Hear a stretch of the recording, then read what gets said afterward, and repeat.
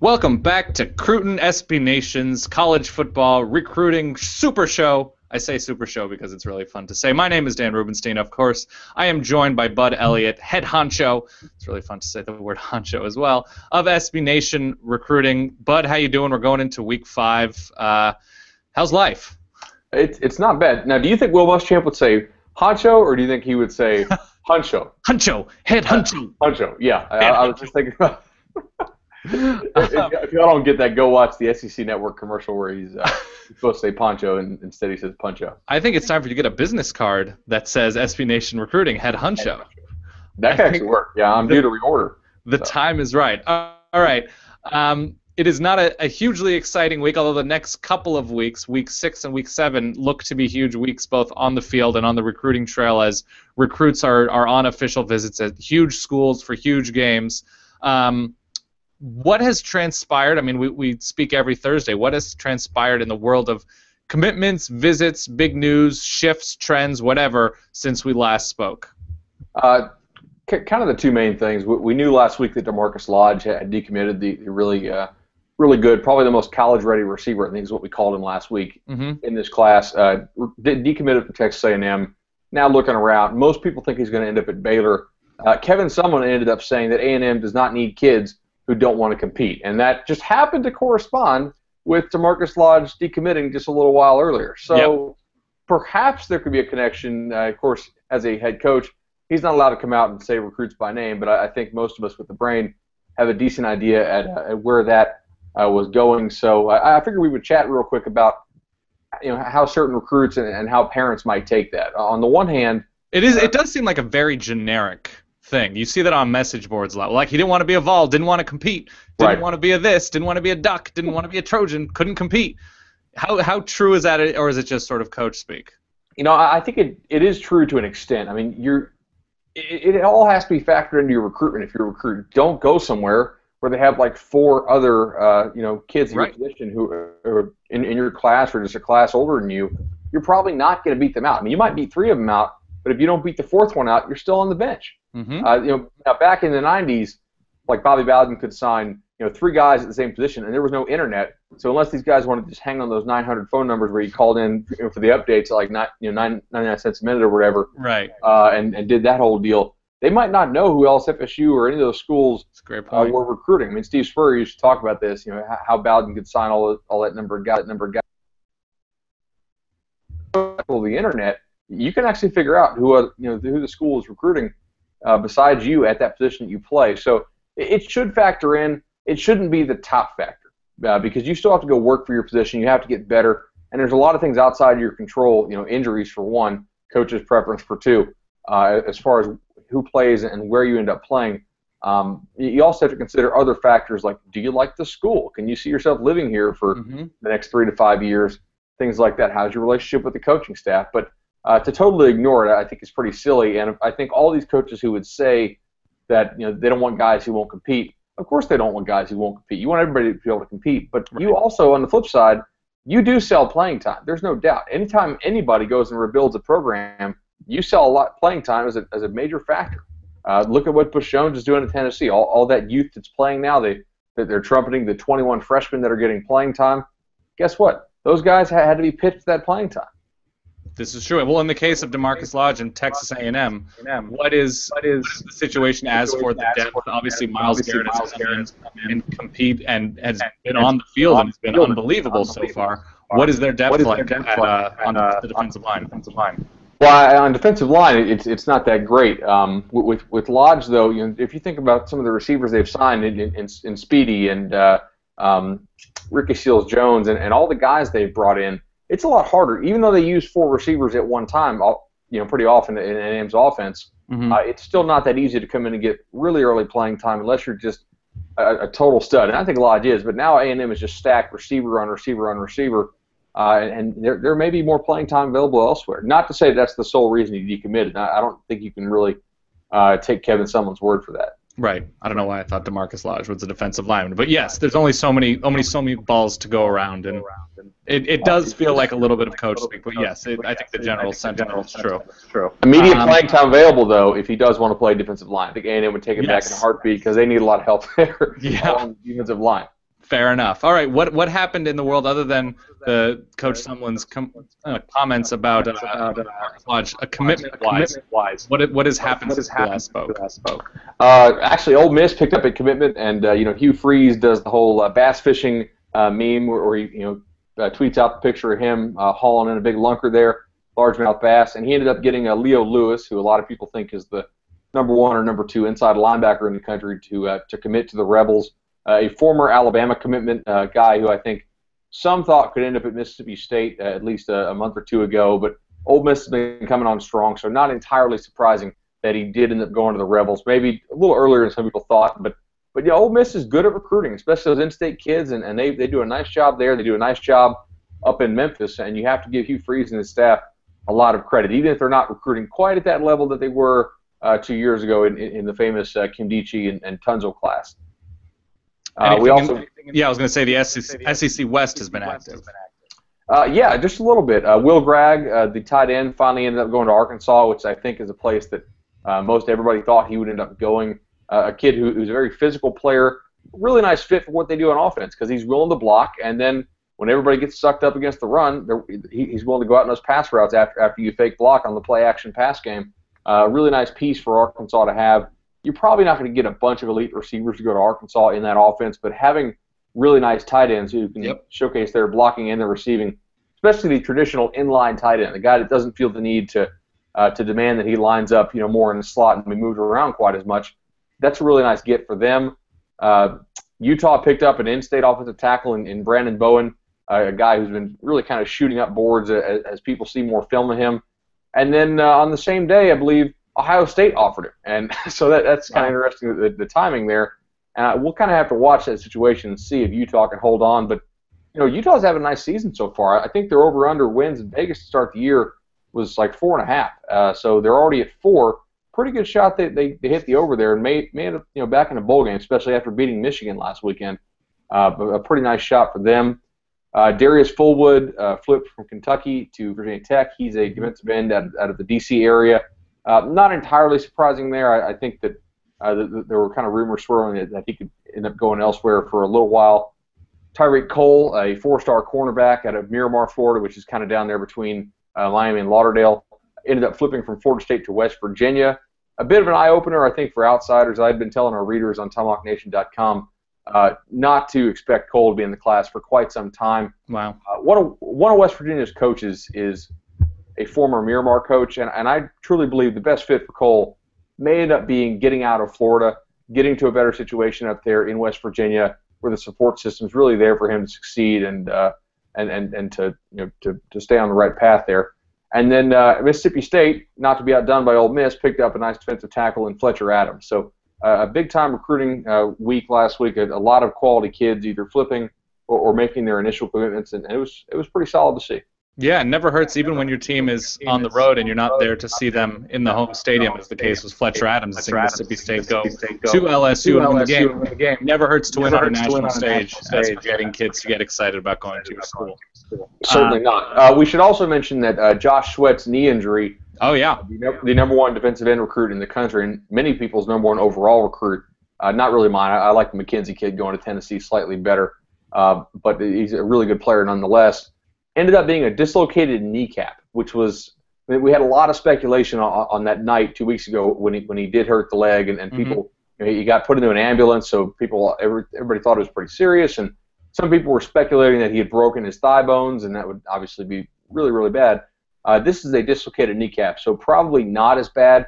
The only real concern here, in talking to my buddy who does physical therapy and is a doctor, he said that you have to make sure there's not like some sort of underlying issue here that this could cause it to reoccur, but it's not anything that's going to change the course of your career most likely. So that's great news for Josh Sweat. You hate to see any high school kid get injured, and we've had 3 guys this year go down with injuries at the defensive end position. Him, C.C. Jefferson, another 5-star defensive end out of Florida, right, and then Cleveland Farrell, the defensive end who is going to Clemson. So if you play defensive end in high school this year, watch out. There's something going around. This is true. So because we're still early on in the college football season, we've had big games here and there, but really won't have a weekend of 10, 12, 14 huge schools hosting big games until next weekend. So my question to you now is, We've had coaches on the road during bye week. We've had still teams playing neutral site games. What is, and obviously every school and every single coach is different, but what is the general process, I guess, first for bye weeks? How many coaches typically stay on campus to host maybe unofficial visitors and oversee practice, and how many coaches are typically out on the road? You know, a lot of these schools now, luckily they have the luxury of not having guys have to miss too much practice to be on the road. You may have a coach leave early if they have to go, somewhere that's far away from campus, but not so far away that that necessitates taking a flight. Right. Most of them don't have to miss much practice. The bye week, bye week operations are essentially, okay, you look at what you've done. You need to look at your recruiting board. You have more discussions as a staff because you have a little bit more time. You don't have quite the game day operation stuff going on. More evaluation time. Exactly. So you kind of reset your recruiting look.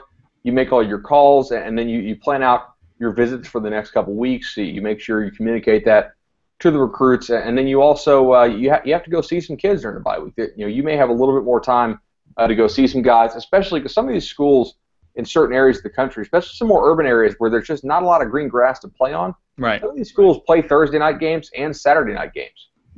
Unfortunately, I mean, you'd like everybody to be able to just play on Fridays, but if you have a bye week, that does offer you the chance to go out and see a school that plays on a Saturday or on a Friday in that given week, if you will. So they definitely want to go and check those schools out. And then you also, as a coach, you're planning not just for this upcoming opponent, but really use your bye week to kind of review the next several opponents and see what they've done and sort of update your plan. Because every coach makes a plan for all 12 games in the offseason. But you want to update that plan coming up for the next couple based on their the games they've played so far this year. All right, we talked about Arkansas a little bit earlier. They, of course, go on the road to play a neutral site game at Jerry World in Arlington against Texas A&M. Texas A&M, Kevin Sumlin, obviously these past couple of years, huge success on the recruiting trail. What is the process for a neutral site? Obviously, great in terms of TV revenue and scheduling sort of a very public game to appeal to recruits. But what can they accomplish away from campus when it comes to recruiting? Not much in terms of actually having recruits there because recruits cannot take official visits to neutral site games. Right. That's just an NCAA rule. It'd be kind of cool if they could, but then again, then you would have like schools hosting official visits at bowl games, and that could be kind of strange. And plus you want to show recruits when they take their visits your facilities, the academics. A lot of times it's the stuff that people don't. It's the stuff that's beside the stadium. Right. Which you really can't simulate there if you're playing a neutral site game. But if you're playing a neutral site game in a big town, which almost all these are. I mean, we're looking at mostly Dallas and Atlanta for a lot of these schools. Right. Some in D.C., I guess, at FedEx Field where the Redskins play. Overall, I mean, I think you got to look at and say, hey, if you got kids close to there, invite them to the game. See if they can get away, to come to the game. And usually you end up seeing some recruits that do make it one way or another to the game, but they can't be hosted like their official visits. Fair enough. And something else that is defined the season early on, and we'll touch on a couple of specific schools, has been teams with coaches on the hot seat who have recruited well. Will Muschamp and Brady Hoke at Florida and Michigan. They have big commitments. They put together classes for big-time recruits especially who have the luxury of waiting it out. What is the process of do I wait and see new coaches? Are any of our guys really committing to schools? What goes in the mind of 4- and 5-star recruits when there's so much uncertainty regarding the future of these big schools they're considering? Well, it's an interesting question. I think a lot of it depends on how much a recruit really minds decommitting. Because if you don't mind decommitting, you might as well just commit to the school you like, whether or not the coach is on the hot seat. And then if he gets fired or if you think that he's likely to be fired, you could just always decommit and go elsewhere. Some other recruits are, I don't want to say honorable because I really don't think decommitting is dishonorable or anything like that. But some other recruits are a little bit more sensitive to the criticism that comes with decommitting, and thus they like to hold off and they want to kind of see how something plays out, particularly if it's like one side of the football as opposed to the other that is more of the question with the coach or with the program. We're seeing Byron Cowart here, who today just announced where he's going to take his official visits, and it looks like it's going to be Alabama, Florida, Oregon, and Florida State in that order this year for his official visits, and all of those are going to come late October to late November in that order. He's got a guy that most people consider to be a Florida lean. But yet he's holding out and wanting to see all his options. And I'm sure that Will Muschamp's job security has got to enter into his decision making there. You have to like more than just the coach, but let's not kid ourselves here. The coach really does factor into it. Mm-hmm. Personality system, how willing he is to play younger freshmen, or what the depth chart looks like, and how he fits in different positions, and what he just is doing. It makes sense. At Michigan, any big names that you think are considering the school that will probably soften on the school because of results, or perhaps decommit because of the first month of the season? Not a whole lot, to be honest. Michigan kind of lost some recruiting momentum last year already, and they weren't really coming off that good of a season the previous year, as compared to Florida, which had a great 2012. They actually almost went to the national title game as some things had broken their way. Michigan really has not done a whole lot since 2011, so recruits have sort of started to soften on them a little bit. I don't really see any guys who are just on the verge of decommitting from them, but on the flip side, you don't see a whole lot of guys who are real close to pulling the trigger either. Okay, fair enough. When you look at this coming week, obviously we talked about the neutral site game with Texas A&M and Arkansas, but when you look outside of that, there are some interesting games. USC, Oregon State, Missouri, South Carolina, all over the country there. I mean, Cincinnati, Ohio State. Any big visits anywhere that are standing out to you, or is it still sort of people waiting for bigger matchups? For the most part, it's guys waiting for bigger matchups. I'll actually go to the USC matchup first. Chuma Edoga, who's an offensive lineman out of Georgia, who a lot of people thought was going to be a Georgia-Tennessee battle. Okay. Back in the spring, USC did a great job getting that kid on campus for a visit. He committed, and now he's going to take his official visit out there. I think if that goes well, there's a good chance he could actually shut his recruiting down, and that's got to be what USC wants, because it's always hard to hold on to guys, 3,000 miles away on the other coast if you're the Trojans, but. We've seen USC do this before. If you knock the visit out of the ballpark when he goes out there to see him early on, maybe he ends up not taking those other official visits to other schools and is just fully locks himself down to the Trojans. I believe he told me that he had some family out west, so it's not totally surprising that he ends up at USC. But that's something that they're going to be trying to hit out of the park. Georgia is also getting a visit from Darius Slayton, who's from the Atlanta Greater Atlanta Christian School. Mm-hmm. I think he's a guy who could play corner for them, actually, but is also a safety and a receiver. And then I believe Arden Key, who's a defensive end out of Georgia, who's a South Carolina commit, may end up making the visit there, too. I'm not totally sure on if that's been firmed up or not, but I do know they're trying to get him to come over for a visit when they host Tennessee this weekend. Not quite the marquee game, but Tennessee's still a marquee name in terms of you have to recruit against them, certainly. They're killing recruiting right now as well. Mm-hmm. And so those kids could be getting some visits there to Georgia. Last week we talked about a couple of kids considering both Alabama and Florida before Alabama eventually ran away and put up a ton of yards and points on the Florida defense. Is there any fallout from Alabama's really impressive showing ultimately on both sides of the ball against Florida? I don't know if fallout is the right word necessarily, because I don't know if we can totally attribute this to Alabama beating Florida convincingly, but it seems like there's more rumblings right now that Adonis Thomas, who's a Florida committed linebacker, could end up flipping to Alabama. They've been on him a long time. He was one of the main finalists when Thomas a couple of months ago decided to end up committing to Florida. I know LSU still wants to get Thomas down there for a visit, and he's going to take visits, I believe. So I think when you combine Florida's coaching uncertainty with Alabama's success and their relentless pursuit of this kid, he could be he could be in the Crimson Tide uniform when all is said and done, and it wouldn't totally shock me if he does it sooner rather than later. All right, a couple of schools who have looked good and have built up momentum on the recruiting trail for various reasons. Kentucky, who did very well last year with Mark Stoops in his first full season recruiting, and Penn State, who can now point to the end of the sanctions that the NCAA had imposed over the Sandusky situation. Momentum increasing. Do you see both of these schools to sort of keep momentum and add to becoming a top 5, 10, 25 class? Yeah, I think Penn State has a very good shot to finish with the top 10 class. They're going to take a decent number of recruits now. I think they were probably going to take more recruits than people realized anyway, even before the sanctions were lifted. But now they can do so with a little more wiggle room. And so they're going to be looking at guys like a Minka Fitzpatrick, who's an Alabama commit out of New Jersey. He's a cornerback. Penn State's trying to flip him.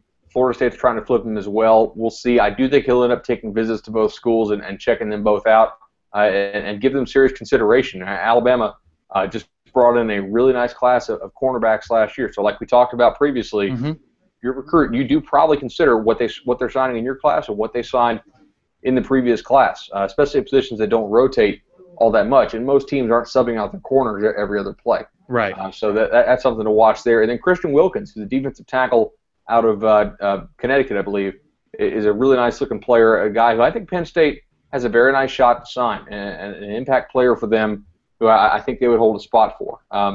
The other school is, Kentucky. Kentucky, yeah. Mark Stoops and those guys are doing a great job up there. I mean, really, really impressive. They hung with Florida. They took them to overtime. They looked competent, which is something we haven't been able to say about Kentucky in a long while. Their fundamentals are improving. They're impressing recruits, and I think for Stoops, this is what you needed. You needed the Vanderbilt game to become much more likely to be a guaranteed win, so you can take that step closer, to bowl eligibility right there. You need to get back to a bowl, and you need to do it quickly. And you can tell recruits now, look what we're doing, man. We just signed this one good class, and we're already making this level of improvements. We can coach. We can put guys in the NFL, and we need you to be here. So I think Kentucky does have another shot to sign another top 25 class. All right. Anything else you want to touch on before the college football weekend and more shifts and commitments and decommitments and rumblings occur? I think the one thing that is becoming more and more clear now is that Tavares McFadden, who is a five-star cornerback from American Heritage School down here in Florida, I think it's more of a true battle between Georgia and Florida State than people thought a couple months ago. His former teammates Sonny Michel and Isaiah McKenzie both played for Georgia. They're both having a lot of success early on for Georgia. That means you have guys, with more people tied to that program. Now you can have more people give you rides up to Athens, Georgia, which is a pretty nice, trip all the way down there from Fort Lauderdale. But you have more reason to go up there to see your buddies. I think Georgia's leveraging that pretty heavily, and it's a smart move by them. If I coach Georgia, I would certainly do that as well. It's going to be a heated battle because that's the guy that keeps improving on all these recruiting boards, and it's somebody everybody really wants at this point. All right, what's on the menu this weekend? Saturday football. Ooh, I think we're going to put some new plants in outside, and then it's kind of a weak weekend of football, man. I mean, especially early on. Like, what is the best noon game? I got the schedule pulled up here. You got USF Wisconsin. If you only want to watch like 2 hours of football flat, early on, you could do that. We haven't had a good noon games this week. No, Texas A&M Arkansas is not till 3:30, and that's the first good one. Yeah, I mean Wyoming Michigan State is kind of an eye bleeder. Georgia Tennessee probably won't be that close. I'm a little scared to say that because weird stuff happens. If you got like loved ones that you're interested in perhaps seeing on a Saturday, this might be the one to do it early on at least. Especially if you have a project or something around the house you need to take care of. Is anything going on the smoker? No, I don't think we're going to smoke this weekend. I got to check the forecast. So I don't like standing out there in the rain. How was your wet aged brisket from a week or two ago? That was awesome. And I'm not gonna lie, I usually mess up brisket, and I'm like really good. It's a really tough cut. Yeah, I usually make really good ribs and really good pulled pork, and I made the ribs just in case. Nobody touched the ribs. The brisket was gone immediately, and I was like, all right. How many hours was it on there? Like 17, 18. Wow. How many pounds? I think it was a 9. A 9-pound brisket, 17 or 18 hours. What'd you serve it with? We had some greens. We had some baked beans, a billion sides and stuff that the girlfriend did a great job on. Especially if you're watching this. Yeah. Gotta get the props here at the end of the video. Absolutely, you do. You know what I mean? Yeah. I'm just like, you got all handled? Yeah, I do. Perfect. So it worked out well. Great. I'm glad to hear it. So what's on the table for you this weekend? I think we're gonna do some dogs, but interesting dogs. I don't know what we're gonna do. Some bacon wrap dogs, maybe some dogs with hot mustard, some Asian sauce, something like that. We haven't nailed it down yet. When you go bacon wrapped, are you deep frying these, or are you gonna grill them, or how do you go about doing the bacon wrap and getting the bacon cooked? Haven't done the deep dive on that yet. I don't know if we could do maybe you sort of half cook them and then grill. That might work. Yeah. I think that might be the answer. So that's what we're doing this week. Well, great as always to talk to you, Bud. And for all of your college football recruiting needs, be sure to check out SB Nation Recruiting, updated all day. But thank you very much for your time, and have a good weekend. See you next week, Dan.